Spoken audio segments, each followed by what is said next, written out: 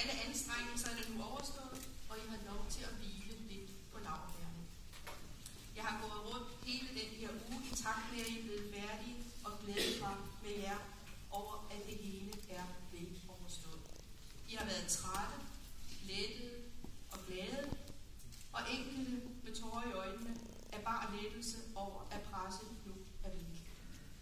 Og jeg synes, at den studenterhat har da et fantastisk design, hvor den klæder jer.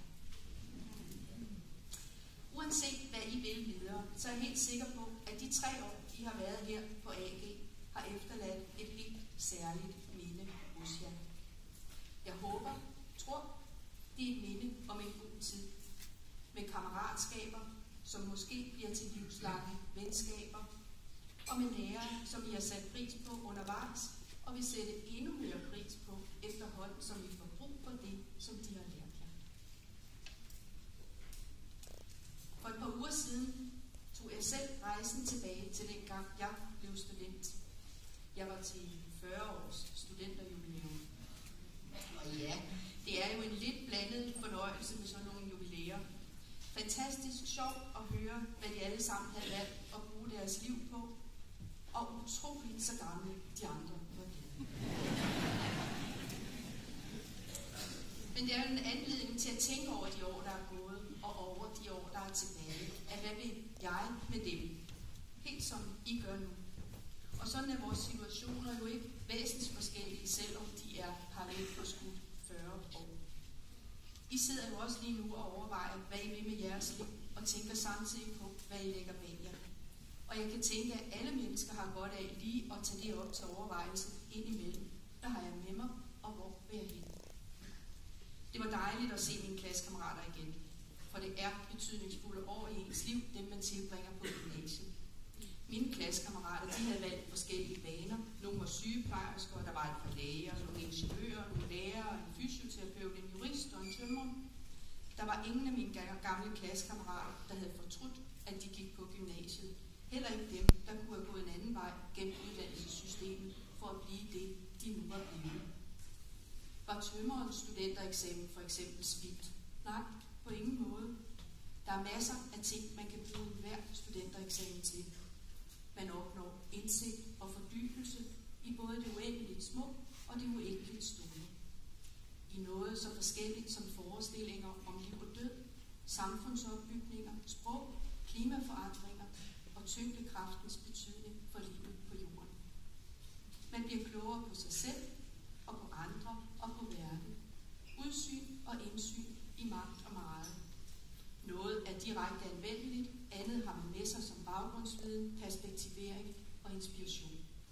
Alt, hvad I har fået her, det tager I jo med jer, hvorhen jeres liv måtte bringe jer. Det er en del af jer, resten af jeres liv, og jeg kommer aldrig til at synes, at man kan uddanne eller danne sig for meget. I mine divisionstaler, der vender jeg ofte tilbage til den betydning, som fællesskabet har for alle os, der er her på AG. Og også i dag. For fællesskabet er jo også noget, som I har med jer. I har tilbragt lige omkring 600 hverdage her på AG i løbet af de sidste 3 år. Og så kommer det løs, det er slet ikke talt med, weekender og ferier, aftener. Once I was 7 years old, my mama told me, go make yourself some friends or you'll be lonely. Once I was 7 years old, synger Lucas Graham. Venskaberne, som I er med jer herfra, er dyrebare. De fælles oplevelser sammen med klassekammeraterne i undervisningen, i lektiecaféen, til fritidsaktiviteter og bare hænge ud. Også det større fællesskab, AG League, som elevrådet har arrangeret for os. Mange glade fodboldspillere og tilskuere. Nogle lidt mere overrislede, end vi strengt taget havde forventet. Vinderne af fodbolddelen blev jo 2K, og det var jo ikke så godt i det her selskab. Men revanche for 3.G'erne på udklædningsdelen, Batman, og hvilken klasse? Ja, det var 3.Y. Det var en usædvanlig genert fremtræden i Hejle.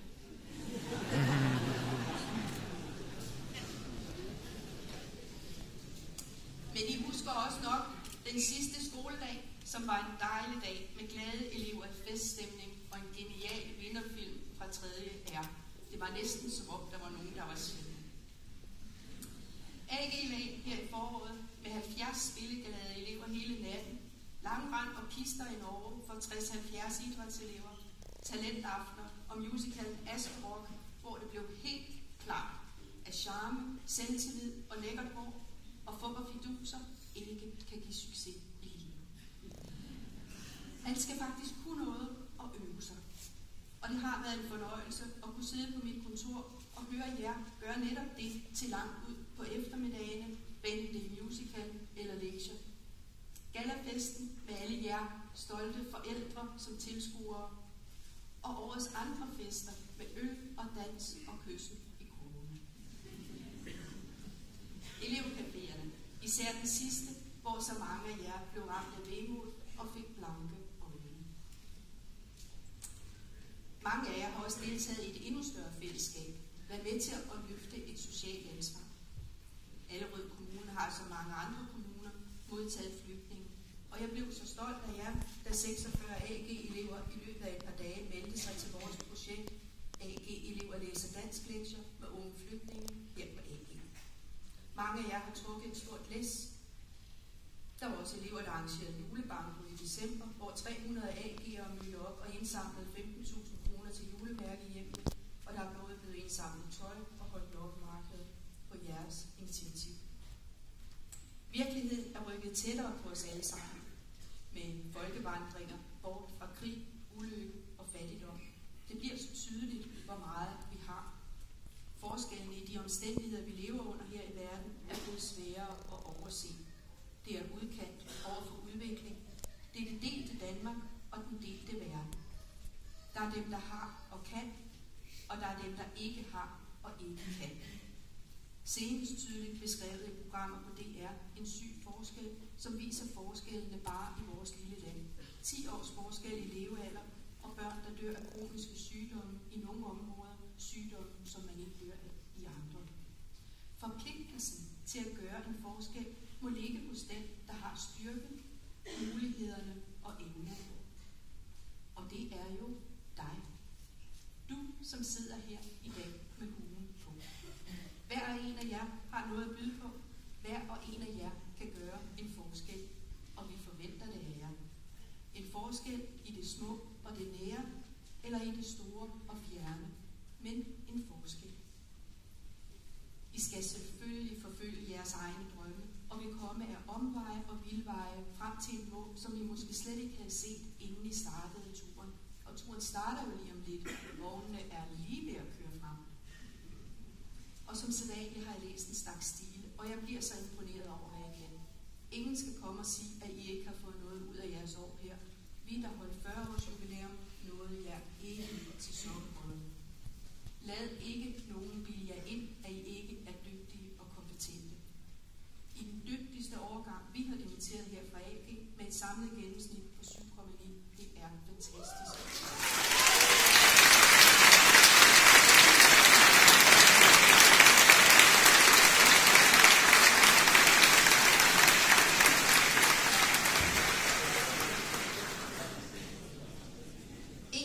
Tekster i stilehæftet handlede, som I måske kan huske, om kønsroller i dag, og mange af jer valgte at skrive om den tekst. En af jer skriver: Vi skal gøre de ting, vi har lyst til, og ikke fordi vi skal leve op til nogle bestemte krav og standarder. Før i tiden har vi været determineret af arv og miljø, men som årene er gået, er denne determination forsvundet.